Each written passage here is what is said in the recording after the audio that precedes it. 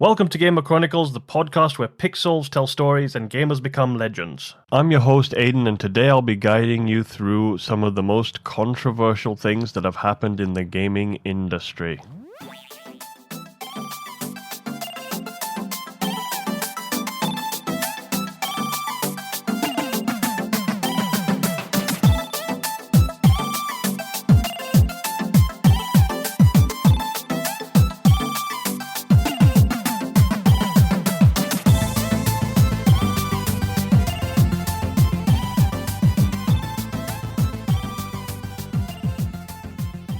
So we all remember the horse armor Bethesda introduced in Skyrim. Basically took the corporate greed of video game companies to a whole new level. And you would think people would have learned, but Black Ops 6 released on Friday. And it's actually not a bad Call of Duty game. I've been playing it, and it's pretty good, considering how much I paid for it, because I didn't pay anything. Technically, I didn't pay anything because it's on Game Pass. So you can play it too, practically for free, if you're already paying for a Game Pass subscription. I do know people say that you're paying for something, but you paid for the Game Pass subscription for different games. And this one just happens to be included. So if you want to play Call of Duty Black Ops 6 for free, Game Pass. Just do it, play it. It's actually a pretty good game considering you don't pay the £80 or whatever silly money it is these days. So what has Black Ops 6, or should I say Activision, done this time that makes them more greedy than usual? Because they are extremely greedy bastards, as we know. Activision is one of the worst. So here's what they've done. They have introduced a $20 audio feature developed with Embody, which has sparked a notable pay-to-win controversy. The feature, known as the Enhanced Headphone Mode, uses head-related transfer function technology to improve spatial audio by adjusting sound based on each user's unique ear shape. This personalization claims to enhance the directional accuracy of in-game sounds, giving players an auditory edge. While the basic spatial audio feature is free for all players, the personalized profile option, tailored to individual physiology, requires a paid subscription. The responses on this has been mixed, while some argue that the feature provides an unfair advantage as sound cues are critical in online play for first-person shooters, where accurate audio can significantly influence gameplay. Others, however, view it compared to premium audio upgrades in other games like Dolby Atmos, which are generally accepted without similar controversy. The concern is that by putting enhanced audio behind a paywall, Activision may have introduced a feature that subtly shifts gameplay balance in favor of those who can pay for it. This controversy highlights broader questions about monetizing competitive advantages in games. For many players, cosmetic-only microtransactions are more acceptable, while paid competitive boosts risk harming the game's integrity. The backlash against Black Ops 6 audio feature reflects this concern as players worry about setting a precedent for future pay-to-win performance boosts in competitive titles. Because as you all know, in FPS games, it's all about the footsteps, so you can hear what direction they're coming from. And to be fair, while I do get that people have different ear shapes, I would find it quite bizarre if all they did was say, this is your ear shape, so this sound is a bit better. It's more probably, let's just give them an advantage, but not tell them, so that everyone who has better sound might have that advantage. Next, we go on to looking at some promises that weren't kept for a lot of games. We start with the Watch Dogs downgrade. I think Ubisoft appears quite a few times on this list. So does EA. You know what? They're all fucking greedy. They all appear here because they only care about one thing. Ubisoft Watch Dogs, which was first unveiled at E3 2012. So this was, 12 years ago. Captivated audiences with high-end graphics and smooth, futuristic gameplay. I do remember this trailer, and it looked incredible. I went out to buy a new GPU when I saw this, because it's like, we need to be able to play this game when it comes out, because it might be as demanding as some of the top-end games now.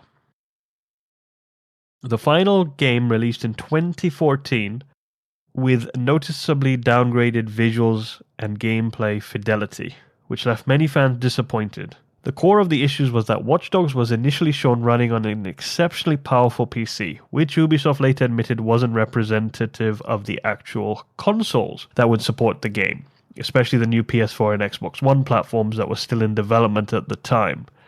This resulted in a game that was visually and technically different from the ones fans were led to expect. The backlash from Watch Dogs taught Ubisoft valuable lessons about transparency in games marketing. CEO Yves Guillemot stated that following this experience, Ubisoft shifted its marketing approach to ensure that trailers better reflected the capabilities of target platforms, minimizing the risks of disappointing fans due to unmet expectations. Additional examples of similar marketing to release mismatches include Anthem and Aliens. For those of you who don't remember as well, Killzone 2, and as well as Aliens Colonial Marines. All these games had trailers showcasing impressive visuals and innovative mechanics that were not fully realized in the final product, leading to similar criticisms of misleading marketing. These cases emphasize the importance of managing players' expectations and reflect how trailers and disclaimers can set realistic expectations and help build trust with the gaming community. Something that Ubisoft has definitely not done is being able to build trust with the gaming community.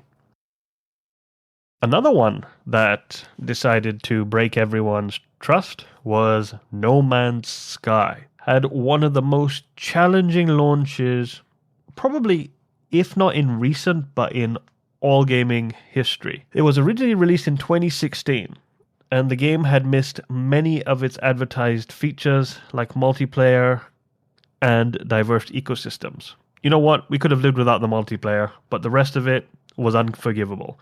This led to intense backlash with fans feeling misled due to marketing that promised a highly interactive, exploration-driven universe. Some of the fans' responses turned hostile, including harassment and even death threats directed at Hello Games.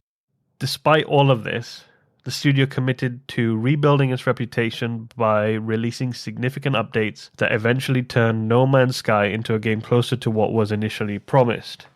Starting with the Foundation update in 2016, Hello Games consistently expanded the game's features, introducing multiplayer, improved base building, and new gameplay mechanics.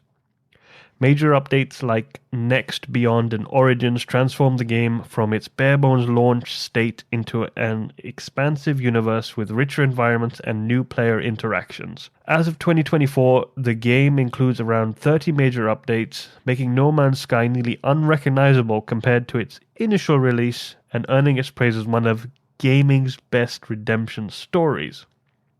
This is one of the few cases where the journey of post-launch improvement highlights how critical community support and sustained developer dedication are for a game's revival, because few games manage to recover like No Man's Sky did. And Hello Games, I have to take my hat off to them. Their commitment to its player base redefined the title and attracted a thriving community and set a standard for post-launch recovery in the gaming industry. The issue with this is that obviously these examples illustrate while ambition in marketing can generate initial excitement, you need to balance it with an achievable promise because it's vital to maintaining long-term player trust and support. But games like No Man's Sky do demonstrate that genuine continued effort can rebuild reputations even after a rocky start. And this perfectly goes into the next segment, which is a gaming company that actually released pretty much a broken game, shockingly broken. So the launch of Cyberpunk 2077, we all remember it. It was the most hyped game of 2020. It released in December of that year, and it became probably the most infamous in gaming due to significant bugs and performance issues, especially on last-gen consoles such as the PlayStation 4 and Xbox One. Despite generating excitement as one of the most anticipated RPGs, probably for the decade, I would say, after The Witcher 3, the game's unstable state with crashes, visual glitches, and gameplay affecting bugs led to a major backlash. And I remember I had this game on PC, and it was okay. When I say okay, it was like mediocre at best. Friends of mine who had it on their PlayStations and Xboxes were not happy because it ran absolutely terrible. And because of this, the issues were severe enough that Sony actually removed Cyberpunk 2077 from the PlayStation Store, and CD Projekt Red offered refunds to unhappy customers, ultimately costing the studio over $50 million in returns and lost sales. So CD Projekt Red response included several hot fixes and patches over the following months to stabilize the game, which kind of helped the reputation. There was also an apology issued by the CEO at the time. Many players felt the initial disappointment had already impacted the game's legacy, and by mid-2021, the major updates had made the game more playable, and the introduction of Phantom Liberty, as well as the Cyberpunk series on Netflix, really helped this then take off the ground again. And I'm glad it did, because CD Projekt Red, despite making this huge fuck up, is a company that makes good games. I won't say that they're the best company towards their employees or any of that. Unfortunately, that is just one of these things that is happening in the gaming industry, which is not okay. But they have made some good games, and I hope they continue to do that and also treat their employees how they should be treated.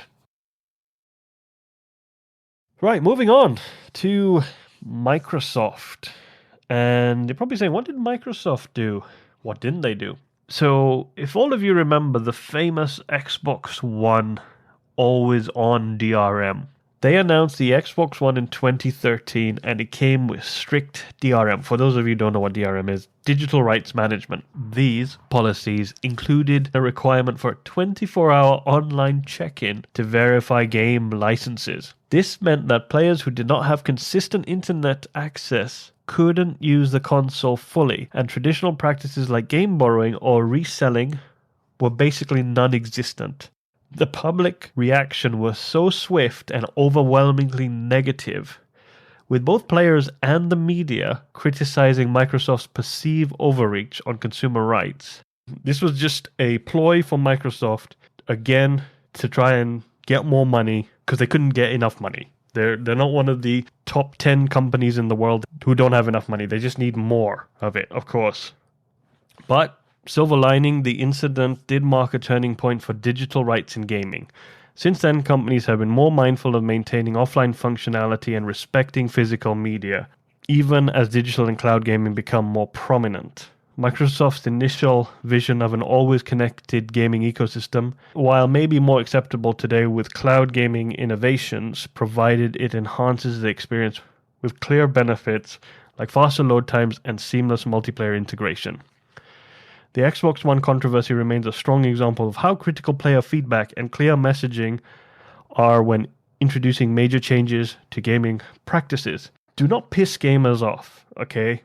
Because we want to give our money for something that we will enjoy. But if you start to piss us off, we will not give you that money. I bet you a lot of people went from Xbox to PlayStation as soon as they just read that and have never looked back. Now, this next one rubs me the wrong way because I can't believe I bought this fucking game. Someone convinced me to buy this game because they were buying it so I could cross-play with them. And it was Suicide Squad Kills the Justice League. For Suicide Squad Kills the Justice League, Rocksteady's decision to incorporate live service elements, including a battle pass, drew considerable backlash from fans. So for those of you who don't know, Rocksteady was known for its Batman Arkham series, incredible series, apart from one fuck-up, which I believe was the porting of Batman Arkham Knight onto the PC, which caused a huge backlash. But anyway, that's not part of this. I digress. From making the Arkham series, they then obviously did this live service, which showcased gameplay that emphasized seasonal updates, had a cosmetic-only battle pass, and required players to remain online, even in single-player mode. Again, with this online bullshit that nobody wants to do. Of course, many fans expressed frustration in this, and this response stemmed from concerns that these live service elements might compromise the narrative-driven experience Rocksteady is celebrated for, shifting focus towards monetization rather than story quality. And I can tell you it absolutely did, because this game was utter shit.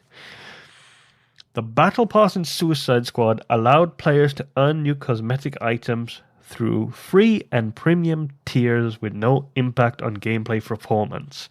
So you pay this much money for a game that's trying to be like Fortnite, which is free, has cosmetics if you want to buy it. Oh, it drives me insane when these companies do this. This is bullshit. However, the Battle Pass model, paired with an always online requirement, had led fans to worry about the long-term accessibility, as similar live service games, such as Babylon's Fall, Marvel's Avengers, and heaven forbid we shall not forget Concord on the PlayStation 5, which appeared as quickly as it disappeared. And these were all shut down soon after release due to low engagement, obviously leaving fans concerned about Suicide Squad's future viability if it didn't perform well. And to be fair, they are releasing new content, but it's a dead game pretty much. They've lost money on it, so I don't think it's going to continue for long, because what this controversy does is highlights a broader debate on the appropriateness of battle passes and live service mechanics in narrative-driven games. Not like Fortnite or Warzone, where you drop down somewhere and attack a bunch of people. This is literally supposed to be a single-player game or co-op game with a live service. It just doesn't work, because people expect this kind of stuff in competitive multiplayer titles, not in single-player or story-focused games.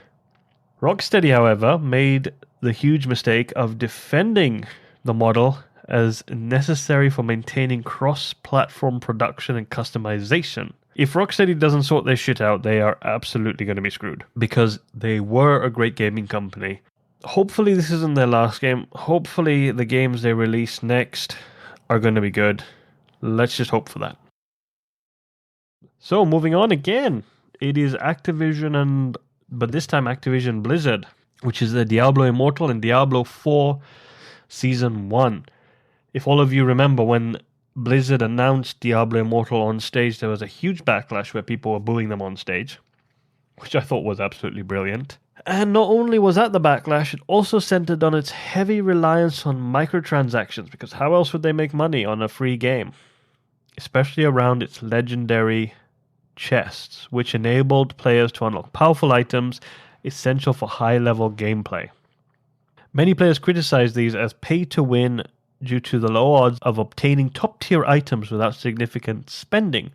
Calculations by fans suggested it could cost thousands of dollars to max out a character, turning progression into a financial burden rather than a reward for gameplay. This pay-to-win model led to Diablo Immortal being banned in Belgium and the Netherlands, which laws classify such mechanics as gambling.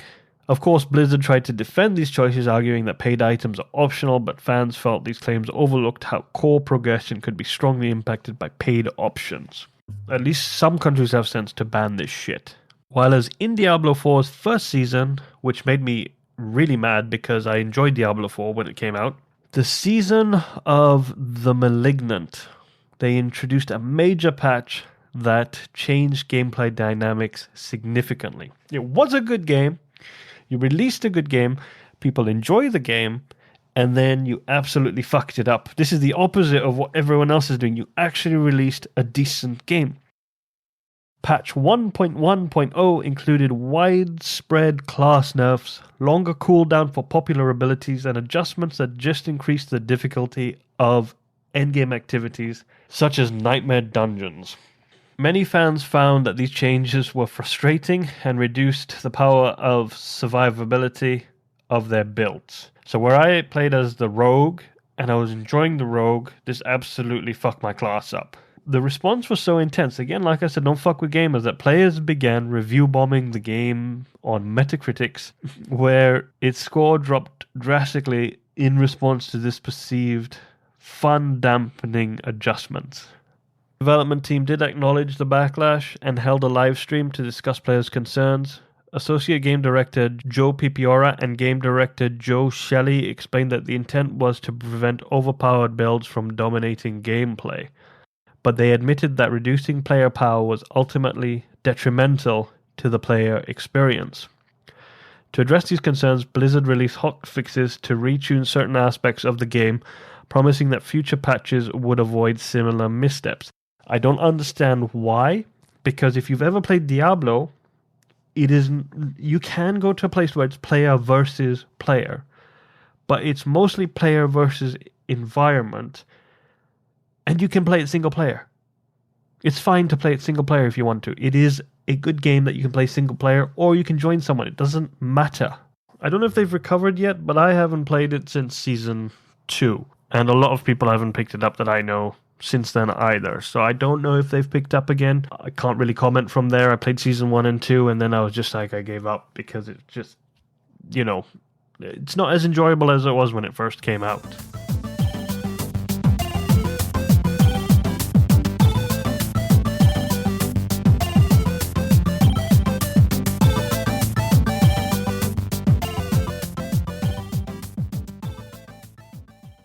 Of course, the next one is another Ubisoft controversy with its Skull and Bones. I've already mentioned this on another episode. Skull and Bones faced extensive delays and challenges, partly due to an agreement with the Singaporean government. It was initially launched as a project by Ubisoft Singapore after Assassin's Creed 4 Black Flag. Skull and Bones was intended to showcase the studio's naval combat expertise. However, this development shifted due to mismanagement, leadership changes, and issues related to the studio's inexperience with complex projects. And to make things worse, right, which is why they had to absolutely make Skull and Bones, because Ubisoft signed a deal with the Singaporean government which provided significant financial subsidies in exchange for Ubisoft producing and launching an original IP from Singapore. And this commitment meant that Ubisoft could not cancel Skull and Bones, despite its troubled development. Many former developers claim that the game might have been cancelled at a different studio without such contractual obligations. So yeah, if you're going to commit to a project with a government, sign up for something you know what you're doing in. This was not that, and they really, really fucked it. Because the game's out now, and it's mediocre at best, and people were expecting a Black Flag kind of continuation with the same mechanics, and they did not do that. And they had many years to do that, and they really didn't. And the situation has sparked debate over public financing in game development.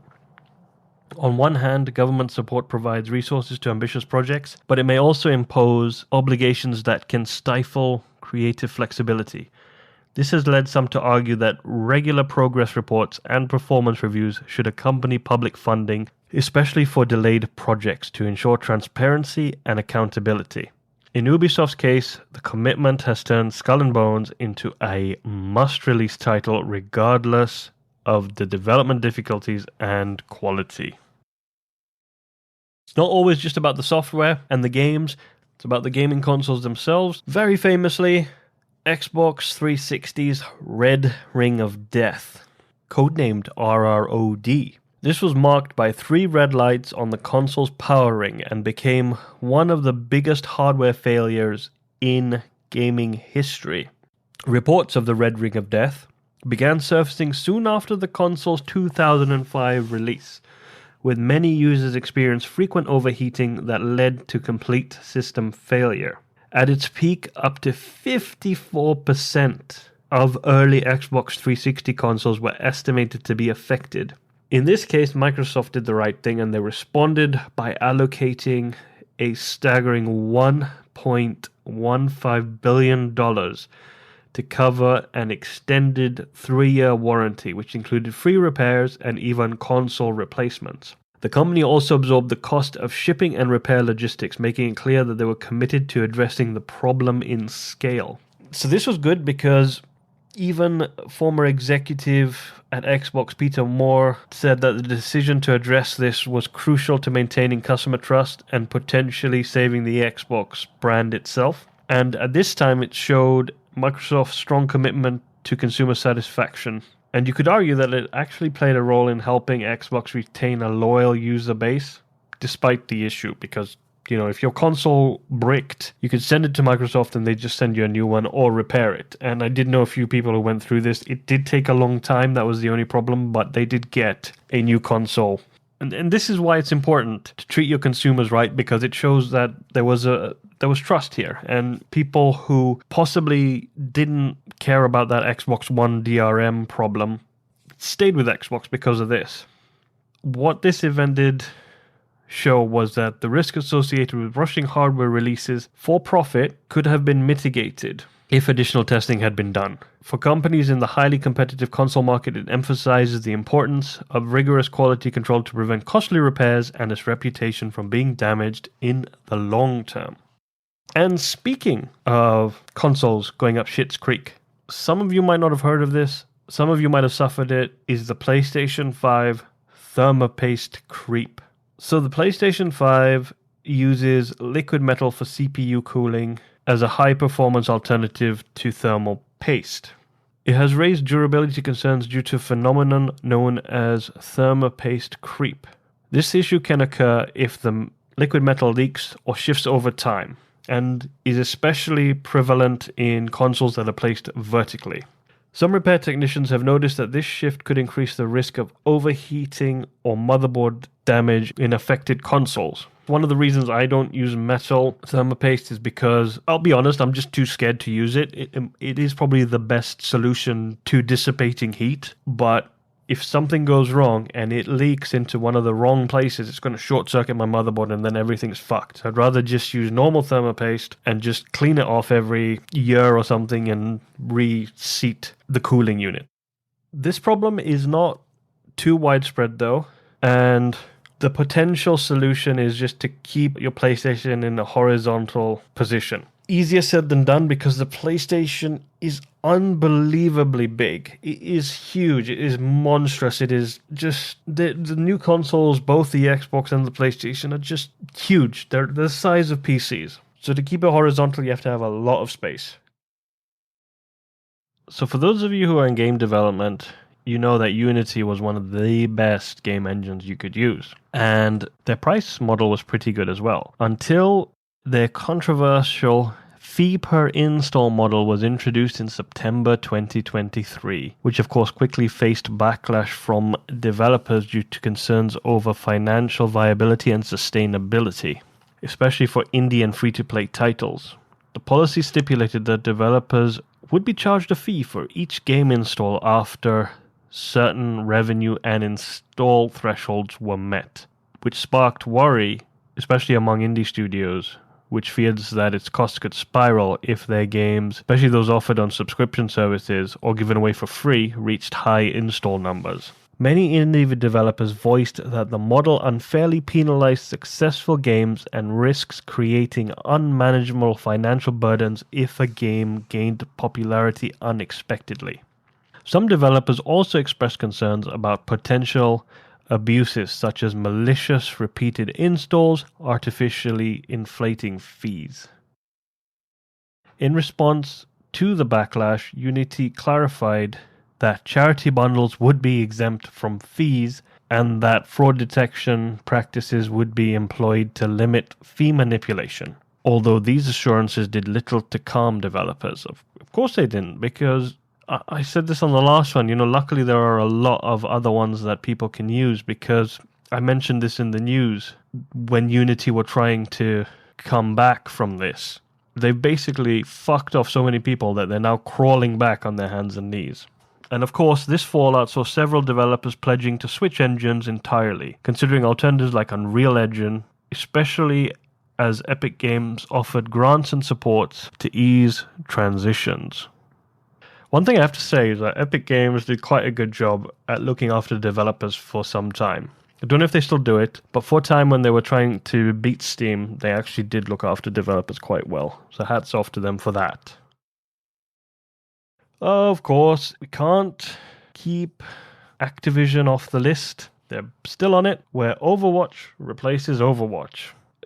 So this is another Blizzard one. So when Blizzard launched Overwatch 2, in October of 2022. It didn't keep Overwatch 1 going. What it did instead was fully replaced the original one, which upset fans who were attached to the first game's content and had invested in it as a paid product. Overwatch 1 and Overwatch 2 were actually different enough from each other to be their own games, and they did this. Blizzard framed Overwatch 2 as a replacement for the current live service of the original, leaving players with no option to access any of the original Overwatch gameplay. Fans criticized the move, arguing that it eroded trust. Yeah, because it's Blizzard Activision. They're fucking dicks. Especially as the new game introduced a free-to-play model. So they had paid for Overwatch and literally got absolutely fucked because they went free-to-play and people who had paid for stuff basically were like, what's going on? Critics felt that Blizzard should have allowed both games to coexist, respecting players' investments and long-standing loyalty. And they should have. Both games would have been popular. It's so annoying. If you have loyal customers, they will keep coming back. They'll keep giving you money. But if you piss them off like this, one day they're just going to stop, and then your company goes downhill and you have to make even more layoffs, which is horrible for the people who are working on these projects. So Blizzard did, however, attempt to ease the transition by allowing players to carry over currencies and unopened loot boxes from Overwatch 1 to Overwatch 2. So if you had just opened some loot boxes before Overwatch 2 came out, you're shit out of luck and you lost your hard-earned money there. We don't talk about Nintendo very often, but here they are, and they are suing Pocket Pair. Nintendo's recent lawsuit against the Palworld developer Pocket Pair revolves around patent infringement. You'd think it would be for either the visual or character similarities, but it was filed in the Tokyo District Court, which specifically cites patents related to game mechanics rather than copyrights or trademarks. So while Nintendo and the Pokemon Company have not fully disclosed the patents involved, experts believe the case centers around patented gameplay elements that allow characters to be caught or interacted with in an open-world setting. So this patent was initially filed in Japan in December 2021, and similar patents in the US were filed in 2023. This legal move aligns with Nintendo's historic approach to IP enforcement, which is often seen as strict and unyielding. Analysts believe Nintendo may aim to set legal precedent to dissuade other developers from using similar mechanics. In response, Pocket Pair has voiced concerns that the lawsuit diverts critical resources from game development to legal defense, which can be challenging for a smaller studio. Issue is, if Nintendo succeeds, the ruling could deter other developers from creating similar gameplay systems, raising concerns among indie developers about innovation limits in genres involving creature interactions and capture mechanics. This also brings about the patenting of the Nemesis system. I can't remember who patented that. The company that made Shadow of Mordor. Was it Warner Brother Games? And they patented a system that no one else can use, and they haven't released a game since 2017. So they're not even using it, and they patented something that they're not even using. It is annoying. It's terrible that they are doing this, because Palworld and Pokemon are different from each other. Yes, I know there are similarities there, but people who love Pokemon love Pokemon. I love Pokemon. And I like Palworld. Why can't both just coexist? I will still pay for the Pokemon games. It's not that you're not going to get my money or anyone else's. But again, this is just one of these things, because they also patented the game mechanics in the new Zelda game that lets you build on the fly. It's quite clever, but to incorporate those mechanics in a game would be extremely expensive, and nobody's going to do it. While as ones as basic as this, people can start patented things that are really silly like this. And of course, we've got the act of buying companies and then destroying them. So some of you might not have heard of them, the Embracer Group's aggressive acquisition spree has placed it at the center of debates around industry consolidation and its impact on creativity and competition. They bought major studios and IPs such as Gearbox, Crystal Dynamics, and they quickly tried to expand their portfolio across gaming. And this is so that they could get a $2 billion investment deal from, I think it was Saudi Arabia. And the deal collapsed, forcing Embracer into a costly restructuring process, which included closing studios, selling assets, and laying off thousands of employees. And of course, they're not the only ones who do this. A very famous one, Electronic Arts, which has a reputation for acquiring and subsequently closing numerous studios. Started with Origin Systems, known for the Ultima RPG series, which was acquired in 1992 by EA and was dissolved in 2004 after poor reception of Ultima 9 and EA's shifting priorities to online gaming. And this one still saw Westwood Studios, famed for its Command and Conquer series, Red Alert, one of the best war strategy games ever made, and was acquired in 1998 and shut by 2003. And this was mainly due to EA pushing Westwood to meet corporate expectations. Another one that is saw Bullfrog Production, which made Theme Hospital and Theme Park World, faced similar fate when EA absorbed the studio in 1995 and shut them down by 2001. Another one, Pandemic Studios, celebrated for Star Wars Battlefront, which was acquired in 2007, again closed in 2009. EA's closure of Visceral Games in 2017. Even though Dead Space was a success, EA had pushed for microtransactions really hard in Dead Space 3, which led to critical decline. So basically, EA just wanted more money. They weren't getting it, so they shut the company down. The only one so far that I know is surviving with some trouble is BioWare. And this next game of Dragon Age The Veilguard has to do well, because otherwise BioWare will be another one that is absolutely fucked. So I'm hoping it comes out at the end of October. I love Dragon Age. Definitely going to get this game, and I really hope it's good. I hope BioWare do well in this, because they've had too many fuck-ups not to be shot by EA. So it would be a disaster if BioWare gets shut down. And finally, the EA loot box controversy. So their implementation of loot boxes in Star Wars Battlefront II became a turning point for in-game monetization, as players criticized the system for resembling gambling. Loot boxes were tied to players' progression, leading many to feel that purchasing them provided a significant in-game advantage, which sparked outrage over its pay-to-win nature. The controversy pushed several governments, including those in Belgium and the Netherlands, to investigate loot boxes under gambling laws, prompting EA to eventually remove them from Battlefront 2 and rework its monetization approach. This backlash fueled industry-wide challenges, leading companies to adopt more transparent monetization methods, often focusing on cosmetic-only purchases rather than game-altering loot boxes. The incident highlighted the ethical questions surrounding loot boxes, particularly concerning younger players, and led to broader conversations about regulatory measures to protect consumers from potentially addictive spending mechanics. So luckily, EA really fucked it with Battlefront 2, that they wanted people to pay to win, that governments got involved and called it gambling. In a way, we're lucky, because EA's corporate greed led to this. So lucky from that perspective, but unfortunately loot boxes still do exist. And it's fine. If they're cosmetic only, it's fine. People can buy them to look cool, and that's okay. So thanks for sticking around as we dragged gaming giants through the mud, from EA's loot box genius in Battlefront 2 to the chaos of Cyberpunk 2077's epic flop and Nintendo's IP's death grip. We've seen every flavor of corporate insanity, but hey, gamers' Westwild days aren't going anywhere soon.